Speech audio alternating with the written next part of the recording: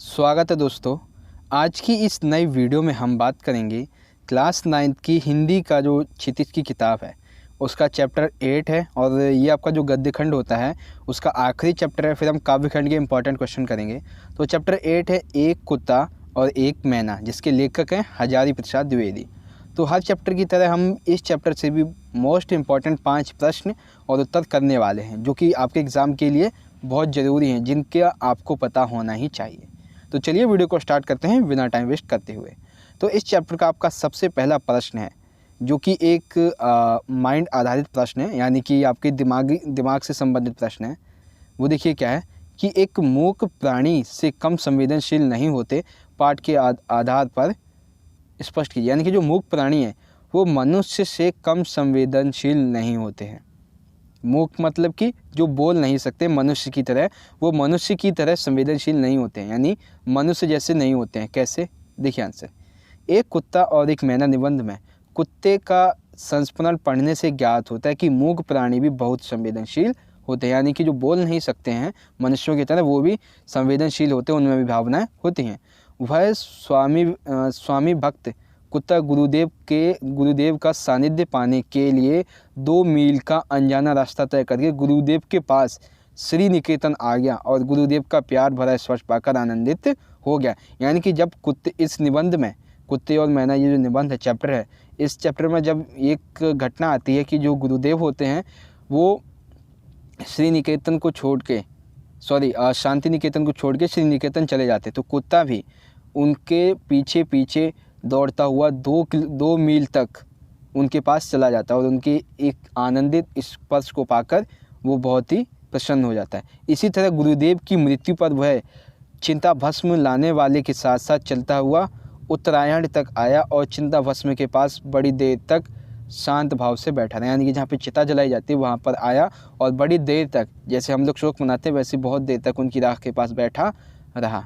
तो इस बात से पता चलता है कि जो प्राणी मनुष्य की तरह बोल नहीं सकते हैं उनके अंदर भी भावनाएं होती हैं। ठीक है, तो अभी आप समझ गए होंगे पहला प्रश्न। बात करते हैं इस चैप्टर के दूसरे प्रश्न की। दूसरा प्रश्न ये है कि गुरुदेव ने शांति निकेतन को छोड़कर कहीं और जाने का मन क्यों बनाया, यानी कि उन्होंने शांति निकेतन को छोड़ने का फैसला क्यों किया। तो देखिए, गुरुदेव अस्वस्थ थे, यानी कि जो गुरुदेव का स्वास्थ्य था वो ठीक नहीं था। उन्हें एकांत और आराम की सख्त आवश्यकता थी, यानी वो एकांत चाहते थे और उन्हें आराम की बहुत ज़्यादा ज़रूरत थी। शांति निकेतन में वे दिन भर आने जाने वालों को वहाँ पे तांता लगा रहता था, यानी कि वहाँ पे लोग आते जाते रहते थे उनसे मिलने के लिए, आसपास के लोगों से और आसपास के लोगों से भी। इसलिए उन्होंने तय किया कि वे श्री निकेतन के अपने पुराने तिमंजिले मकान में निवास करें, यानी कि वो श्री निकेतन वापस चले जाएंगे। इसलिए उन्होंने शांति निकेतन को छोड़ने का फैसला कर लिया। दूसरा इसमें से प्रश्न आता है कि जो गुरुदेव जी थे उनको श्री निकेतन किस तरह सुविधाजनक लगा, गुरुदेव कैसे दर्शनार्थियों से डरते थे और क्यों। यानी कि देखिए, जहाँ पे शांति निकेतन में रहते थे वहाँ पे दर्शनार्थी आते थे, ठीक है, तो ऐसे कौन से लोग होते थे जिनसे गुरुदेव को डर लगता था। डर मतलब ऐसे नहीं कि बलपूर्वक वाला डर, लेकिन किस प्रकार का डर उन्हें लगता था, ठीक है, और फिर उन्हें जो श्री निकेतन था वहाँ पे सुविधा कैसी मिली। तो पहले जानते हैं गुरुदेव को कौन से दर्शनार्थियों से डर लगता, तो वो वाला आंसर है ये वाला। ठीक है, तो देखिए, गुरुदेव उन दर्शनार्थियों से डरते थे जो समय असमय स्थान आदि का ध्यान रखे बिना गुरुदेव से मिलने आ जाते थे और देर तक वह गुरुदेव से बातें किया करते थे। उनकी इस दृष्टता से गुरुदेव को कितनी परेशानी होती थी इसकी उन्हें चिंता नहीं थी। यानी कि गुरुदेव जी थे वो ऐसे लोगों से डरते थे जो बिना समय बताए हुए किसी भी समय आ जाते थे, ठीक है, और जिससे क्या होता था, और वो घंटों तक गुरुदेव से बातें किया करते थे और गुरुदेव मना तो कर नहीं सकते थे, ठीक है। तो ये ऐसे में बिना टाइम के आना, समय ऐसे पर आते रहना, जाते रहना और इतना घंटों बाद बातें करते रहना, ये उन्हें ज़्यादा परेशान करता था, इसीलिए वो ऐसे लोगों से डरा करते थे। अब इसी में प्रश्न था कि गुरुदेव को श्री निकेतन अधिक सुविधाजनक लगा, ऐसा क्यों। ठीक है, तो देखिए, श्री निकेतन का वातावरण अधिक शांतिमय था, यानी श्री निकेतन का जो वातावरण था वो शांति निकेतन से बहुत शांतिमय था, वहाँ पे ज़्यादातर लोग आते जाते नहीं थे। श्री निकेतन में गुरुदेव से मिलने वालों की भीड़ नहीं होती थी। श्री निकेतन में वे अकेले रहा करते थे। यहाँ उन्हें अधिक सुखानुभूति होती थी क्योंकि बहुत लोग मिलने नहीं आते थे, उन्हें ज़्यादा बोलना नहीं पड़ता था। ठीक है। तो ये था गुरुदेव को श्री निकेतन सुविधाजनक इसलिए लगा था और गुरुदेव कैसे दर्शनार्थियों से डरा करते थे। बात करते हैं इस चैप्टर के अगले प्रश्न की। अगला प्रश्न है क्वेश्चन नंबर 4। इस क्वेश्चन में भी आपके दो प्रश्न उठते हैं। एक तो ये है कुत्ता गुरुदेव के पास क्यों गया, ठीक है, और कुत्ते को गुरुदेव का सानिध्य पाकर उसे कैसा लगा, अचानक कुत्ते के आ जाने से गुरुदेव को कैसा लगा और क्यों गुरुदेव की मृत्यु पर कुत्ते ने अपनी संवेदना का परिचय कैसे दिया। देखिए यहाँ पे 3-4 प्रश्न उठते हैं। एक तो ये कि कुत्ता आखिर गुरुदेव के पास गया क्यों, ठीक है। दूसरा, जब कुत्ता गुरुदेव के पास गया तो जब उसे कुत्ते को गुरुदेव का प्यार लगा तो कुत्ते को क्या क्या फील हुआ, कैसा क्या लगा उसे, ठीक है। और अचानक कुत्ते के आ जाने की वजह से गुरुदेव को डर क्यों लगा, ठीक है। और गुरुदेव की मृत्यु पर कुत्ते ने अपनी अधिक संवेदना का परिचय कैसे दिया। तो देखिए पहले प्रश्न का आंसर लेते हैं कि कुत्ता गुरुदेव के पास क्यों गया। तो कुत्ता अत्यंत स्वामी भक्त था, वह गुरुदेव से असीम लगाव रखता था, अधिक प्रेम करता था। वह गुरुदेव का प्यार भरा स्पर्श पाने के लिए उनके पास गया था। जब गुरुदेव ने कुत्ते की पीठ पर हाथ फेरा तो वह आंख बंद कर रोम रोम से स्नेह रस का अनुभव करने लगा। गुरुदेव के सानिध्य की परितृप्ति उसके चेहरे पर झलकने लगी। यानी कुत्ता जो था वो एक स्वामी भक्त था, गुरुदेव से बहुत प्रेम करता था। और उनके जैसे हम होते हैं ना, हमारे पास अगर कोई डॉगी हो तो उस डॉगी के पीठ पे हाथ फैलाते तो वो कितना मतलब कि बहुत अच्छा लगता होगा उस डॉगी को। तो ऐसा ही इस कुत्ते को भी गुरुदेव के द्वारा कुत्ते की पीठ पर हाथ फैलाया जाना उसे बहुत अच्छा लग रहा था, ठीक है। तो गुरुदेव का सानिध्य पाकर उसे परितृप्ति मिल गई। फिर इसमें दूसरा प्रश्न था, ठीक है, कि कुत्ता जो था वो अचानक गुरुदेव के पास आ गया तो गुरुदेव जी को कैसा लगा। तो श्री निकेतन में अचानक कुत्ते के आ जाने से गुरुदेव को बड़ा आश्चर्य हुआ कि उसे श्री निकेतन के 2 मील लंबे रास्ता का पता कैसे चला। उसे किसी ने बताया था। गुरुदेव यहाँ है वह आत्मज्ञान से आया था। यानी कि जब कुत्ता गुरुदेव के पास गया तो गुरुदेव को लगा कि मैं 2 मील शांति निकेतन को छोड़ के यहाँ श्री निकेतन आया हूँ, कुत्ता यहाँ कैसे आ गया, क्या इसको रास्ता पता था या किसी ने बताया था, क्या इसका आत्मज्ञान ही था, ठीक है। फिर बात आती है कि गुरुदेव की जब मृत्यु हो जाती है तो कुत्ता किस तरह अपनी संवेदनशीलता को दर्शाता है।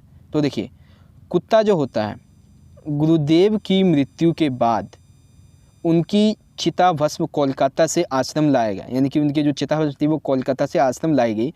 उस समय अपने सहज बोध के बल पर, यानी कि गुरुदेव की मृत्यु के बाद जब उनकी चिता भस्म जो थी वो कोलकाता से आश्रम लाई गई, ठीक है, आश्रम के द्वार तक आया और चिता भस्म के साथ अन्य आश्रम वासियों के साथ गंभीर भाव से उत्तरायण तक आया और कलश के पास थोड़ी सी देर तक बैठा रहा। यानी कि जब अस्थियाँ फिराते हैं उस समय भी वो गया और वहाँ पे थोड़ी देर तक बैठा रहा, ठीक है। उनकी चिता भस्म को कोलकाता से जब वो लेके आए तो जहाँ पे उसकी चिता चली वहाँ भी गया, चिता से वापस घर आए, उसको लेके कलश को लेके अस्थियों को भर के वहाँ पे भी जहाँ चढ़ाई गई वहाँ पे भी गया। तो इससे पता चलता है कि जो कुत्ता है वो अपने एक स्वामी भक्त का परिचय दे रहा था, उसके अंदर भी भावनाएं थी, ठीक है। तो ये था आपका क्वेश्चन नंबर 4, आप समझ गए होंगे आई थिंक, ठीक है। उसके बाद बात करते हैं अगले प्रश्न की। अगला प्रश्न है गुरुदेव के द्वारा मैना को लक्ष्य करके लिखी गई कविता के मर्म को लेखक कब समझ पाया। यानी कि गुरुदेव ने जो कविता लिखी थी मैना के बारे में, ये जो कविता लिखी है मैना को लक्ष्य करके, वो इस कविता का मर्म कब समझ पाए। तो देखिए गुरुदेव द्वारा मैना को लक्ष्य करके लिखी गई कविता के मर्म को लेखक तब समझ पाया जब उसने मैना के मुख के भावों पर ध्यान केंद्रित किया। उसके सामने मैना की करुणा छवि साकार हो उठी। पहले उसने उसके करुणा भावों पर ध्यान नहीं दिया था, परंतु कविता पढ़ने के बाद ध्यान दिया तो उसे कविता का मतलब समझ में आया। यानी कि जब गुरुदेव ने कविता लिखी तो उसने जो मैना थी उसके मुख भावों को, उसके करुणा भावों को नहीं समझा, लेकिन जब कविता लिखने के बाद उसने फिर से पढ़ी तब उसने जाना कि आखिर मैना का जो स्वभाव था वो कैसा था। तब उसने अपनी ये जो कविता जो लिखी, जो चैप्टर लिखा है उसके बारे में उसे उसका ज्ञान हुआ, उसका मर्म उसे पता चला, ठीक है। तो ये था क्वेश्चन नंबर 5। इस चैप्टर का सबसे महत्वपूर्ण प्रश्न आता है जो कि अधिक बार पूछ लिया जाता है, क्या है देखिए, करुणा भाव वाली मैना को लक्ष्य करके गुरुदेव ने जो कविता लिखी है, यानी कि जो चैप्टर लिखा है, इस चैप्टर का आपके शब्दों में एक सार लिखना है, यानी कि आपको इसका सारांश लिखना है। तो देखिए गुरुदेव द्वारा लिखी कविता का सार इस प्रकार है। गुरुदेव ने अपने बगीचे में सेमल के पेड़ के नीचे एक अकेली मैना देखी जो लंगड़ा कर चल रही थी। यानी कि उन्होंने अपने बगीचे में देखा कि एक छोटी सी मैना है वो कि लंगड़ा के चल रही है। इसके बाद गुरुदेव ने देखा कि वह मैना रोज़ सवेरे साथियों से अलग होकर कीड़ों का शिकार करती थी, यानी कि वो अपने साथियों से अलग हो जाती, जिसकी पैर टूटा था उसका, तो वो वहाँ पे बस कीड़े खाती रहती थी। बरामदे में चढ़ जाती, नाच नाच कर चहल कदम करती थी, यानी कि उसके जो बरामदा था गुरुदेव जी का, वहाँ पे चलती रहती थी, चहल कदम करती थी, नाचती थी, कूदती थी, उड़ती थी।